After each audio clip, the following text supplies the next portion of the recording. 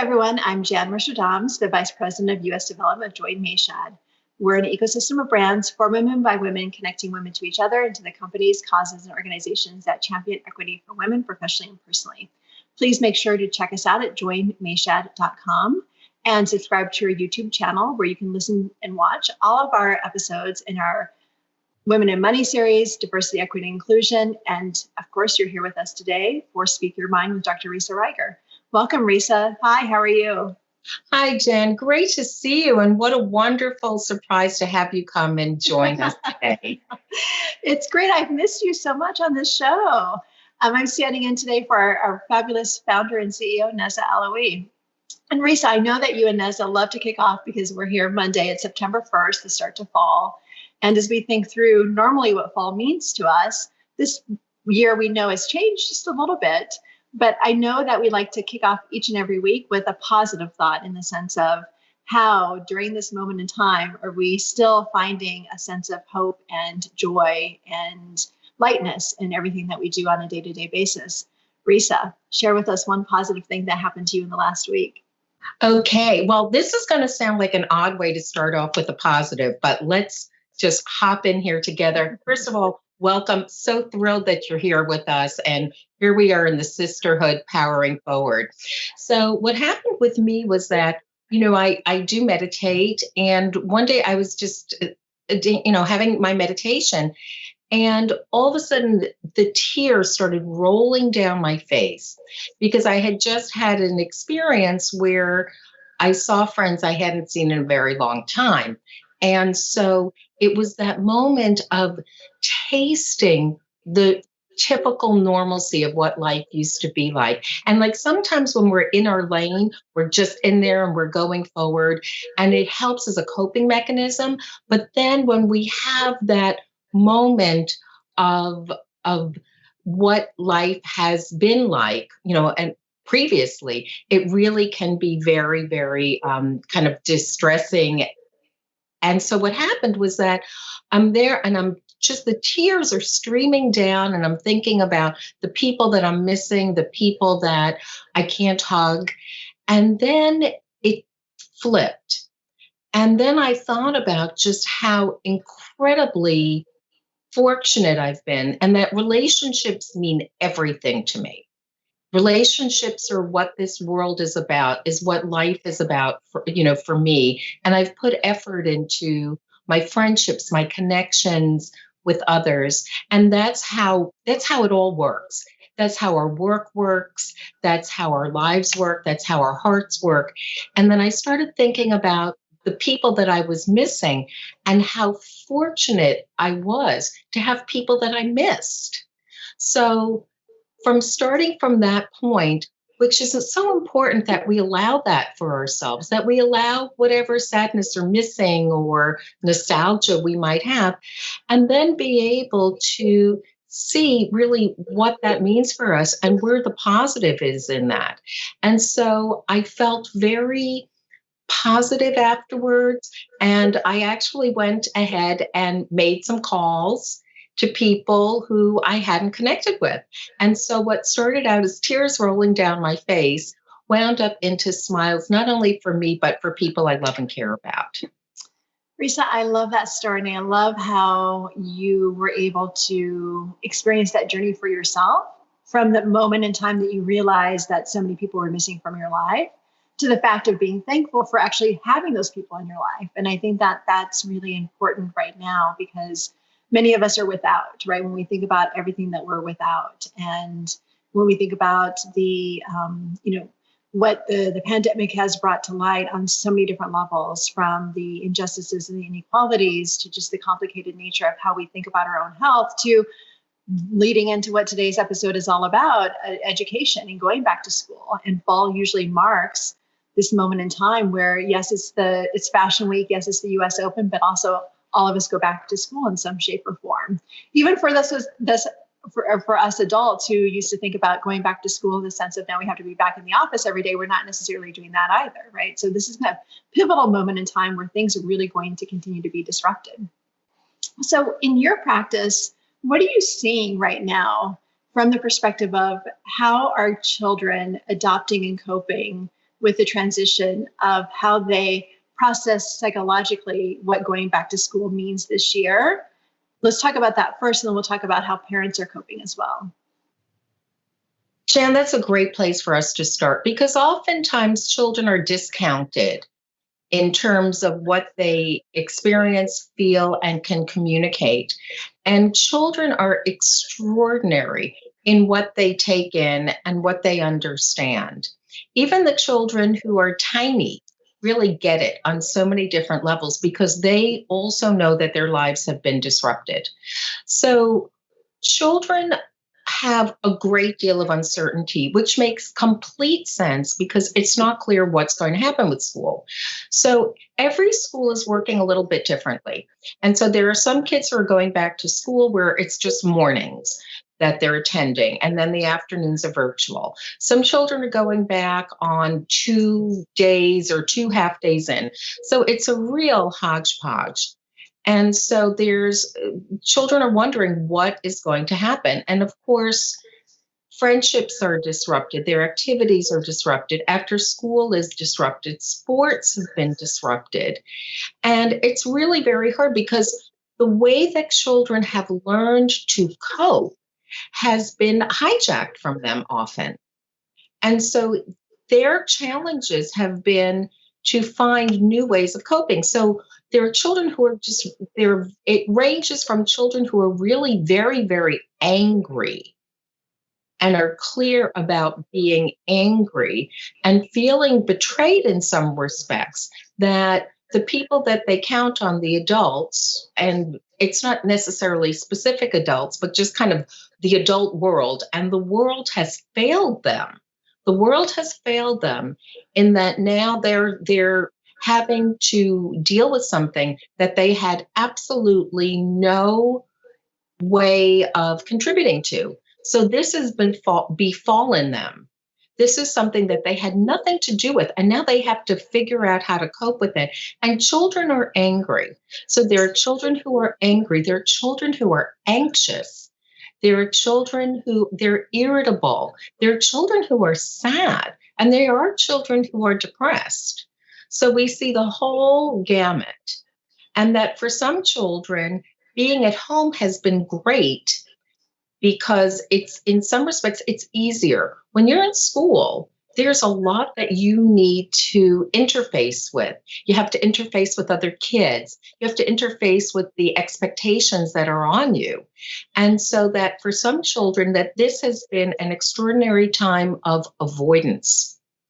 And so going back into the school environment brings with it all of the ways that adaptivity, resilience, perspective taking, and needing to comply with what the requirements are rather than what you feel like doing in this moment to the next. And I would imagine also that school and in-person education brings a certain structure that children need as well, in the sense of, tying that and linking that back to how they think about then structuring their lives as they grow and evolve into little adults, for example. And do you see that as well in the sense of missing that structure? The structure is essential. One of the ways that children organize themselves is being able to anticipate. And so I'm thinking about even a 3-year-old who wants to know what's going to happen next. And so we can see with really young children, 2.5, 3-year-old children, like, what's today? What's today? And so what's today? What's going to happen today? And so that it's a way for them to begin to formulate, internalize, and picture what their world can look like. And so what that means for young children, and we do this as adults. Don't think that there's a disconnect between that 3-year-old who just kind of fully got potty training and they're trying to learn how to tie their shoelaces to adults. There's not that much of a difference. We want to know what's going to happen in our day so that we can get our heads around it and understand what is it that's going to be asked of me and how am I going to show up and be able to respond to that. And so the same thing for our children, as little as they may be to as big as we are now. And so having structure so that you can anticipate, it's not necessarily a shock to the system of what's going to happen next. And so when there is that structure and similarity, and so there's that kind of sameness that happens, it allows for other kind of growth to happen. And so in that routine, which is crucial, that children can then go beyond that, learn how to interact with others, take perspectives of other children, learn how to delay what it is that they want to do, understand and be able to respond to the requirement of taking your attention and focusing in and getting the task done in the time that you have to get it done. There's so much that school provides and the structure of school, not only in terms of education, which is essential. And we all know that having virtual education does not hit the same spot as in classroom, in person. It's a different world, and it's just how it is. It's the truth and the reality. And so being in that environment and having the structure and learning how to deal with yourself. And so the ABCs are attention, balance, and compassion, which is part and parcel of what happens in our educational system. And the apostrophe S that I add is self, is that being able to understand yourself, count on yourself, regulate yourself, deal with other children, deal with your teachers and authority figures. And so that when you continue to understand yourself within the context, and children do that, and we help them to do that, that is the fullness of education that helps them throughout their lives.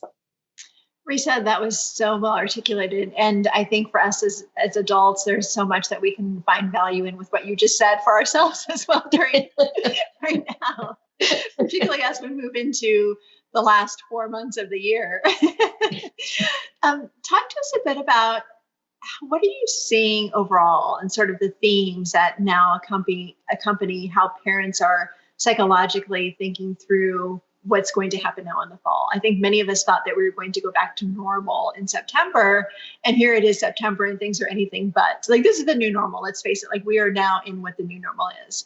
So how are parents coping with this, and the ways in which that causes tension when parents may have a different perspective of whether or not kids are schooled in home or schooled in the classroom in those areas, in those districts where there's a blended approach, or where there's an option to whether or not you go back? This is an incredibly hard period of time. No one can have predictability with this. And so understanding what to do is really, really hard. And parents can have the perspective not just of what's best for their children, but whether or not they have someone at home who's immunocompromised. So there's a great deal of uncertainty. There's a great deal of uncertainty of whether the structure that they're going into now is going to be the structure that continues even for the first half of the year. And so it's really hard. And I feel for parents, and I have parents contacting me all the time, regardless of whether, how old their children are, because everyone's affected, from young children to teenagers and, in high school. And so for a parent, we can only do the best we can do. And so making those decisions and understanding that whatever you decide may not even last. So one thing is that whatever decision you make, there are some schools where once you make the decision, you really don't have an option to opt out of it or change. So there are parents who are deciding to opt in for their children because they can always opt out. But if you've opted out from in-person education, it's very hard to get your kid then back in. Perhaps that will change. We don't know. So for this moment in time, the best that you can do with your children is help them to structure, and that you are the authoritative person, even though you don't feel that you know where your feet are on the ground about this. So do the best you can. Don't be so hard on yourself. And that understand that give your children what they need, supplement, be able to do that for them. Understand that your children really have a lot of energy that's taken up by their own angst. And so children can present as more irritable. They can be demanding. They can have tantrums. They can have, real all sorts of difficulty with their behavior. They may not be as compliant. They're not listening to you when you're telling them to turn the screen off. And along with limit setting, which is really very important, limit setting for parents is about, in my belief, limit setting for parents is about optimism, in that you have a belief and you can picture your child doing it a little bit better.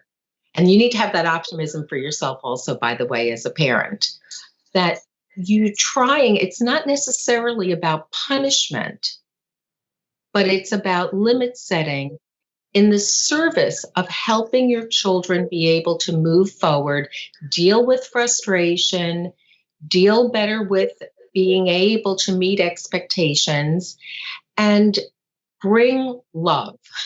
Now, bringing love doesn't mean bringing acquiescence. It doesn't mean, oh, whatever they want to do. That's not what love looks like. And so when parents hear, just bring more love, love isn't about saying yes. Love is often about saying no. And love is often, depending on what's happening at the moment, not saying the thing that you want to say that you know is going to be the first domino to knock the others over. That sometimes not saying something is one of the most active things that you can do, is to hold back. It's like having an itch that you want to scratch, but you know that if you scratch it, you're just going to keep itching it more and more and more and more and more. And so being able to discern for yourself, where do I hop in? Where do I let it go? Where do I not say something right now? But we can visit it at another time. You haven't lost your golden opportunity. Parenting has never been as hard as it is right now. Because Jen, as you said, we're in the new normal. The way that I would rephrase that a little bit is that we're in the next normal, and that we're going to have next normal after that. So we're not set in stone at this moment. So parents, you can try something. It may not be your commitment to whether your child is in school, in person, or virtually, but you can try something. And if that's not working, try something else. You haven't given everything up. All is not lost. All is not lost. Risa, thank you. And speaking of the new normal and the next normal, this is a perfect time to bring in our guest speaker who is with us at the beginning of the pandemic. And I can't wait to hear what she has to say about everything that's happening in her space right now, education reform. Welcome, Leslie Talbot. Hi, Leslie. Hi, how are you? Nice I'm to see good. both of you. Nice to see you. Thank you for coming back. Leslie's the founder and principal of Talbot Consulting, a K-12 public education strategist and education reformer. Leslie, when we spoke, what was it, a few months ago now, at the beginning of COVID, we had no idea that this is where we would be now. Share with us a bit about what you're seeing from the field and the work that you do, and what with the conversation so far that we've had with Risa, what is really resonating with you? Yeah, I mean, Risa, the anxiety, the anger, the fear is something that we're seeing not just with students and children, but also with school staff. Whether we're talking, those in leadership positions, and also those that are, on the front lines, and it has escalated because of, to your point, around uncertainty.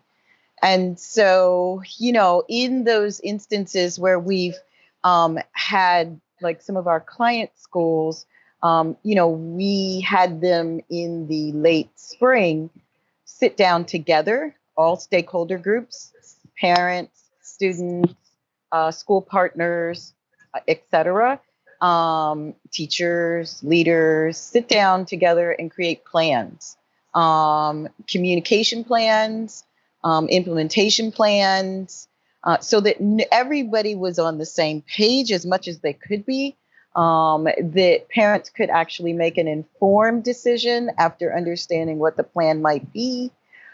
In those instances, we see less anxiety, less fear, and less anger. But in instances where that hasn't been able to be accomplished, which I understand, and particularly in large systems, doing that is very, very, very difficult.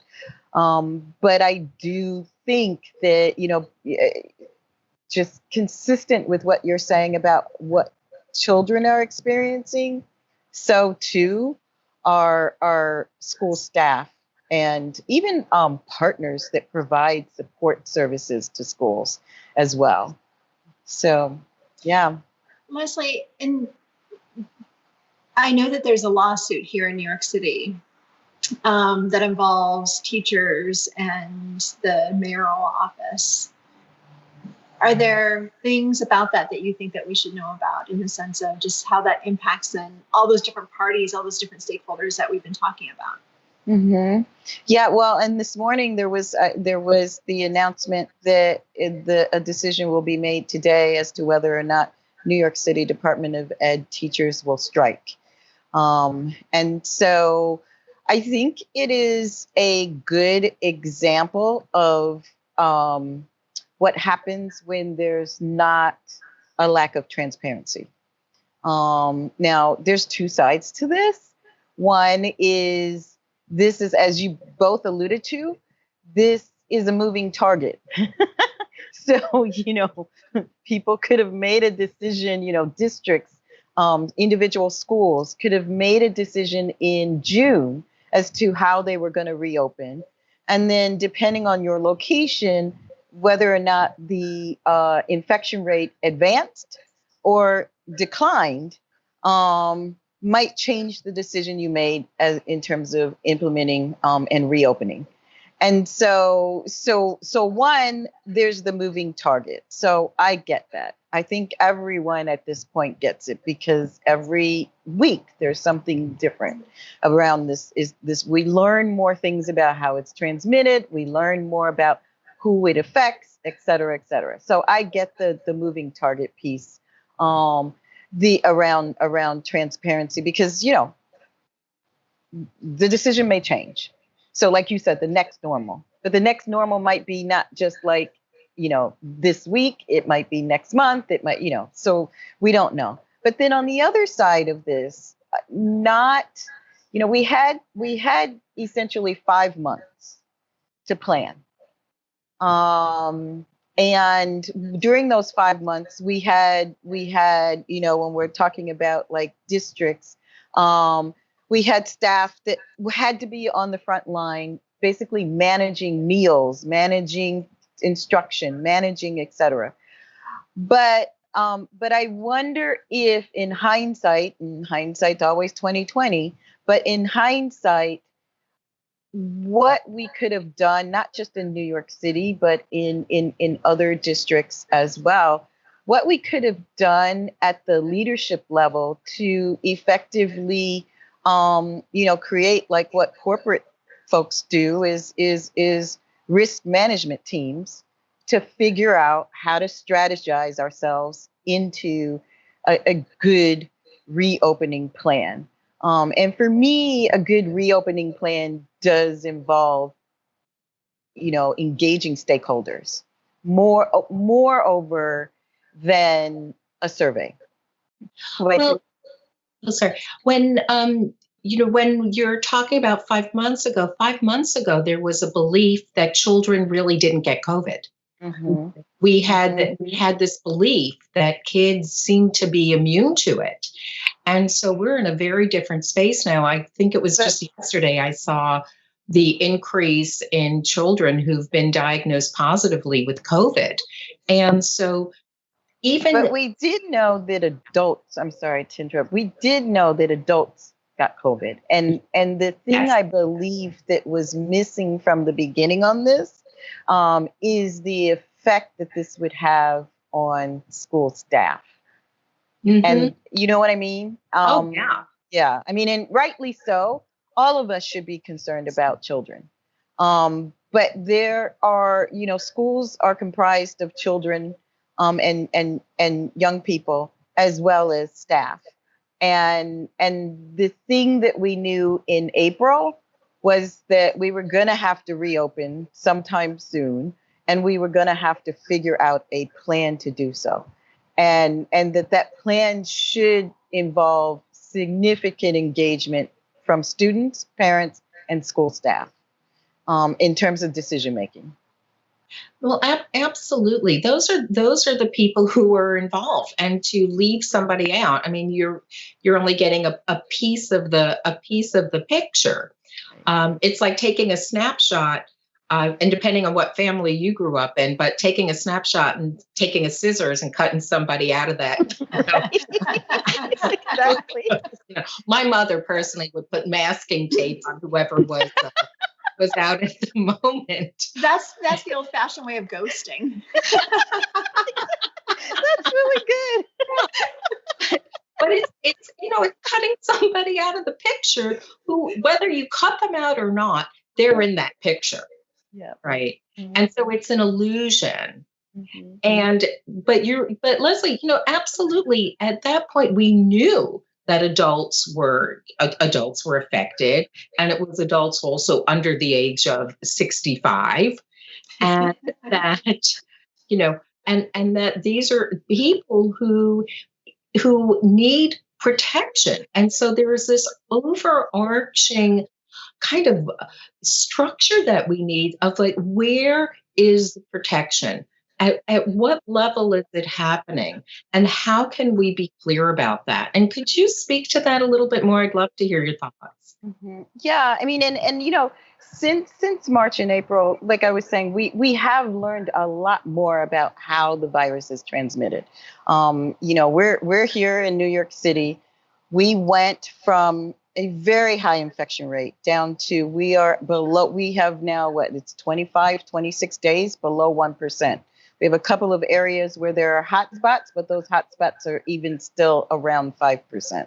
And so reopening here is right at this moment, could be a good idea. Not as our old normal or a previous normal, but because we know more about the virus transmission. So we have seen, and we've been working with some of, like I said, our client schools on how do you do this in a manner that works effectively for all stakeholders. And what that has looked like in general, I'm just going to speak in generalities, but in general for these schools is one, they started, as I said, with planning teams that involved all stakeholders with no masking tape on the participants. And, and they met over a series of multiple, basically virtual meetings to map out first, to just hear, fears and anxiety and what's going on and, et cetera. So there was that first, because that needed to happen. And then there was, okay, so what would you like to see? And so each stakeholder group, put forth what they thought would be a good plan. And then together they came up with a plan. And what many of these plans look like are hybrid. And they involve, the parents who just definitely don't want their kids in school, in a building. And then the parents who say, as you alluded to earlier, Risa, who say, yes, I want my child to be in school. And at some point, if that changes, I will bring them back home. And so most of the schools are opening, most of our client schools are opening in that kind of a model. And what the building situation looks like is 6 feet apart, desks 6 feet apart. One teacher stays with those exact same students all day long. If it is a high school or middle school, the teacher moves and not the students. Those students go to the same restroom around the same time. Custodian cleans the restroom right after. There is an air purifier in the room. The windows are open as much as possible. And the students eat at their desks instead of a cafeteria. And for the students who are at home, there's synchronous learning. So while their friends are sitting in desks in the classroom, their friends are sitting in their homes or apartments with them also learning. And so that they can see each other and they're all learning at the same time. Leslie, are you seeing differences between the charter schools and non-charter schools in the sense of how this is actually being executed? It depends. Yes, yes and no, depending on how large the district is. So in smaller districts, what I described is happening. It's much more manageable in a smaller district.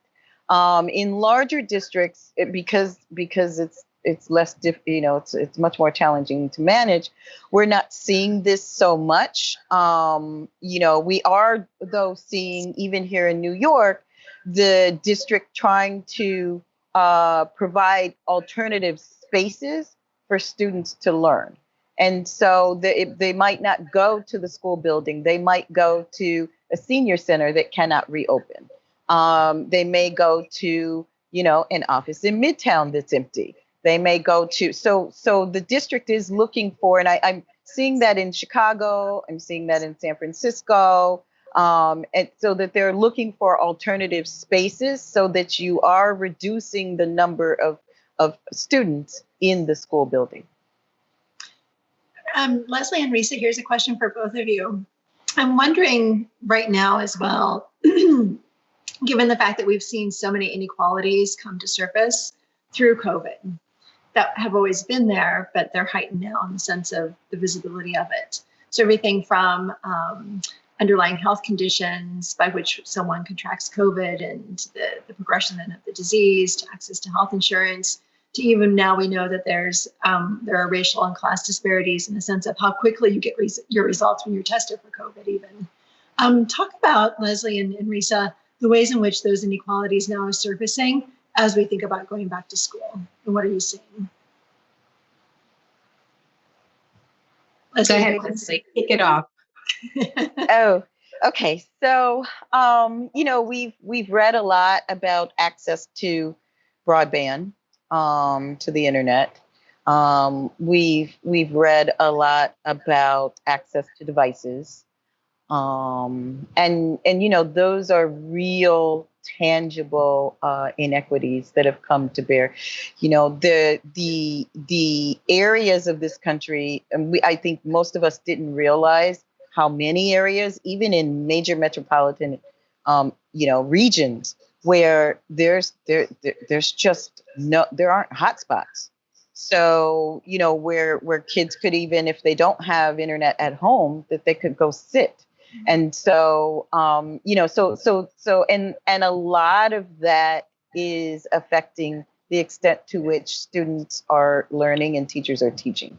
The other inequities that have brought to bear are the fact that we had a K-12 education. I mean, we should actually say K-16 education system, where technology was 21st century technology was rarely used.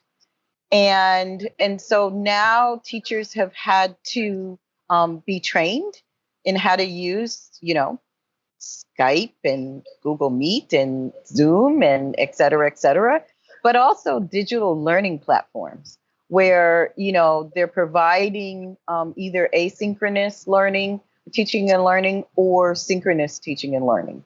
And, being able to manage, to provide direct instruction, manage small group learning by going in and out of breakout rooms.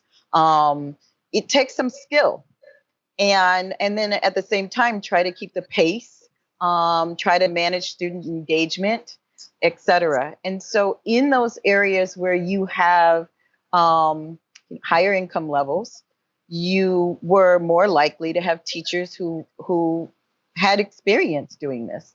And so that's one of the other areas that we see. The other inequity is around in those systems across the country where they still predominantly rely on real estate tax for per pupil, fees. We also see more limited technology budgets. So that means fewer devices. That means less Wi-Fi wired school buildings. That means less training for teachers in technology. That means less support for school leaders in how to manage these systems, both people systems and tech systems. And so that would be the other inequity. I say, oh, and then one more is parents. So in systems, we have encouraged our clients to provide not just teacher training and student training, but also parent training in how to use this technology, and how to support their children in the use of the technology. We have in low income households, these devices may be brand new, meaning that they've not seen one, they've not used one. We have parents where English is not their first language. And so, being able to have translation apps on these devices to support these families, all of these things that I've just mentioned they're coming. I think some of us have always known that they existed, but now it's been illuminated due to the pandemic. And to add to that, one of the other very important services provided by schools is that schools are often feeding stations. Schools are often a place where children who are food compromised get 2 meals, and they get 2 good meals a day. And so with the closing of schools, that getting children fed throughout the United States has really been a huge issue. And even in neighborhoods where you think that the income level is high, there are children in need, and there are children who get fed everywhere. And so that also is an important component of whether children are going to school, not going to school, and if they are not going to be attending personally, how are they going to get fed? How are they going to get nutritious food? And so what in my imagination, and I'm going to just share with both of you my imagination, because I am technologically compromised. I mean, it's really true. And so I wonder, is there Leslie, do you know, is there anything set up where there's some sort of even like a big brother, sister program where, there's someone else, it could be a high school student. I mean, it doesn't have to be an adult, a high school student can screen share with a kid live and help them walk through it. Because I've got to tell you that when I go look up how to do something or how to fix something or how to find something, and I'm bringing it back, lots of things happen that you don't know how to deal with and that you can't fix because it's not going the way the instruction is going. And I'm wondering if that kind of assistance is something that might be possible. Mm-hmm.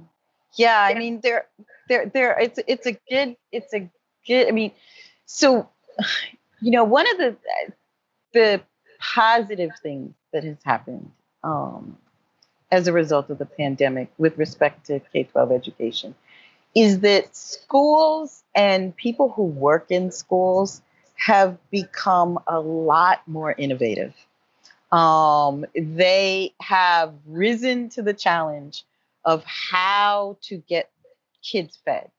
They have risen to the challenge of how to fix your device remotely. So there have been, I mean, and even they've risen to the challenge of how do we pull in the world for instruction.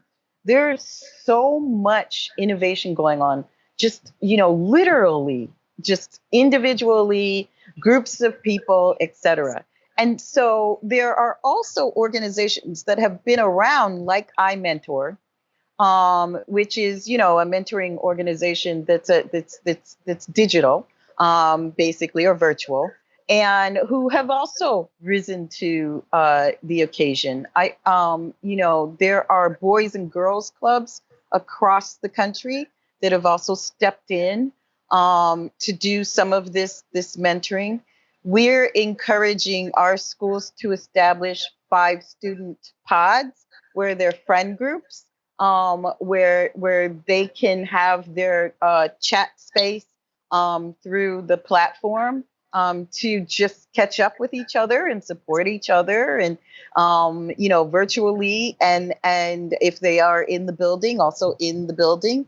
And so there are things that are happening in response to this, for especially around, Risa, you talked about this early on, around supporting each other, remembering that we're all human, remembering that we're all going through this together, and also having a little bit more tolerance and understanding that we're all afraid.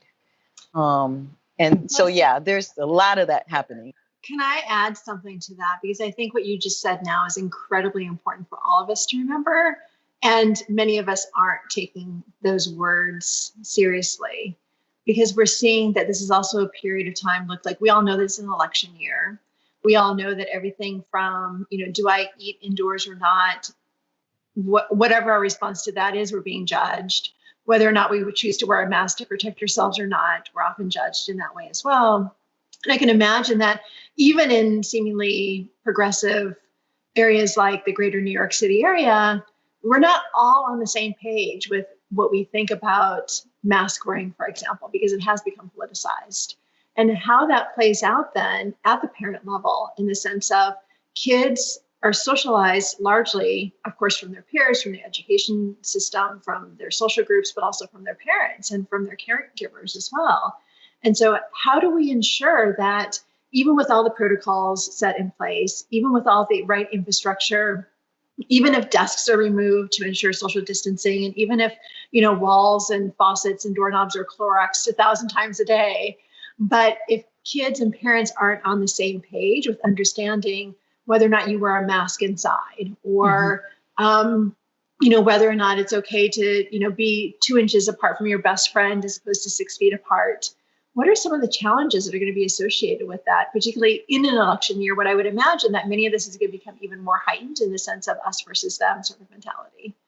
I'm going to hop in. I'm going to give you a moment to catch your breath, Leslie, and I'm going to hop in on this one about mask wearing. And this is something that I've talked about with parents, is changing the frame about masks. I've had this discussion with students returning to colleges where they may be in the minority, because in New York, I think, and for certainly other places in the country, I can speak best about New York. In New York, a lot of us have been really sensitized to it early on, because we were smacked in the head. And so we really felt it. We knew what was going on. We heard the ambulances. It wasn't a place of ambiguity for us. We knew what was happening.